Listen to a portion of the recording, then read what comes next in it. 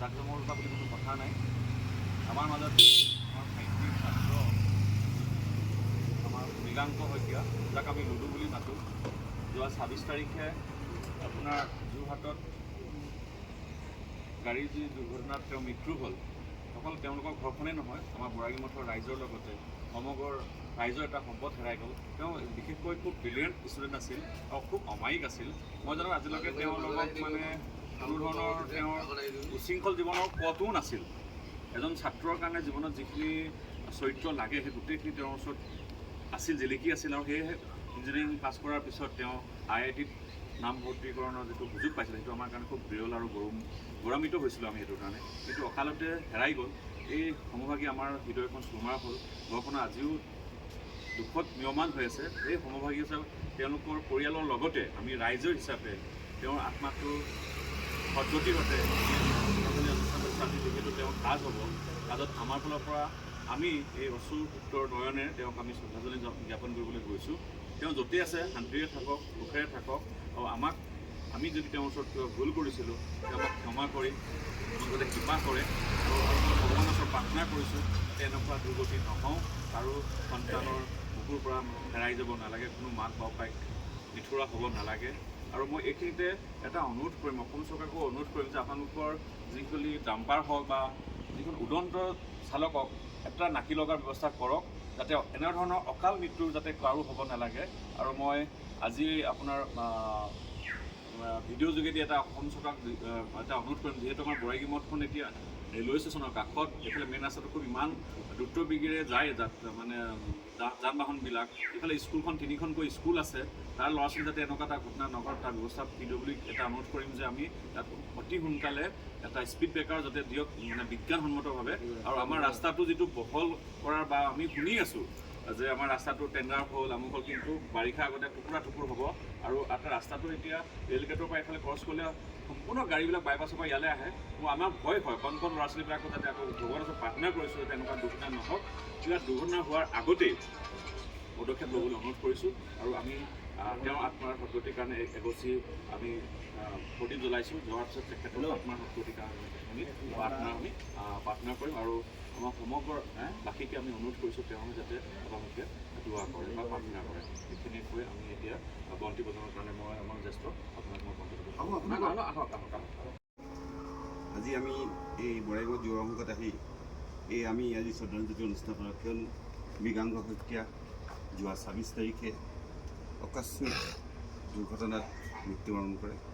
তেওঁ এজন বৰ মেধাৱী ছাত্ৰ আছিল আৰু আমাৰ এই অঞ্চলৰ বাসীৰ আটাই সপোন আছিল ভৱিষ্যতে আমাৰ দেশৰ হৈ কিবা এটা কৰিব বুলি। কিন্তু তেওঁ হেৰাই গ'ল যদিও আমাৰ মাজত সদায় থাকিব। মই বিশেষ নকওঁ, আজি দুখৰ দিনত তেখেতৰ আত্মাৰ সদ্গতি কামনা কৰিছোঁ আৰু লগতে শোকসন্তপ্ত পৰিয়াললৈ মই গভীৰ সমবেদনা জনাইছোঁ। আৰু লগতে মই এই চাকি বছি জ্বলাবলৈ আগবাঢ়ি গৈছোঁ।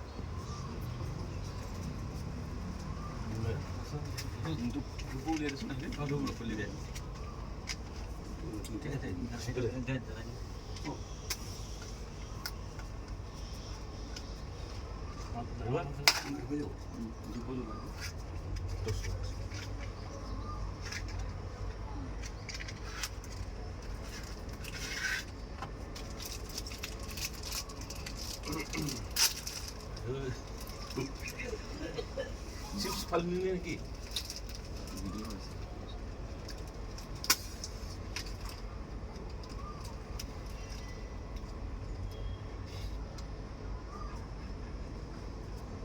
আৰু প্ৰত্যেকে ধূপ লগাবলৈ তেওঁলোকে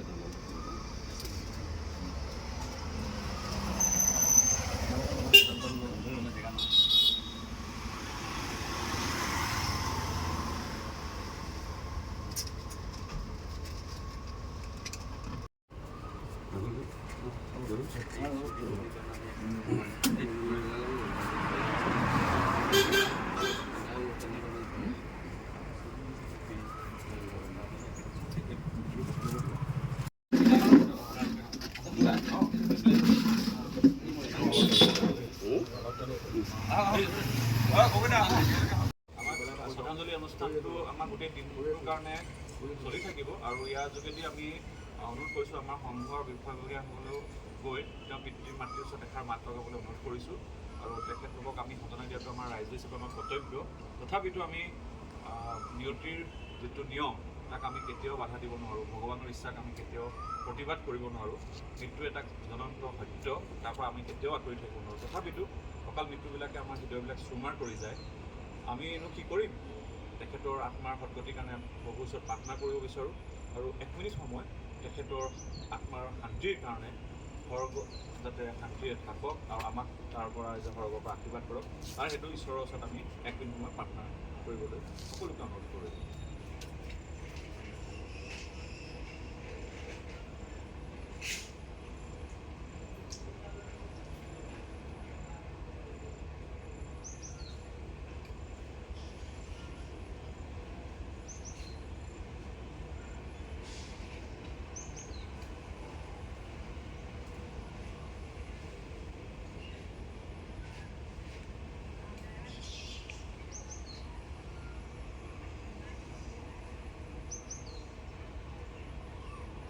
হৈছে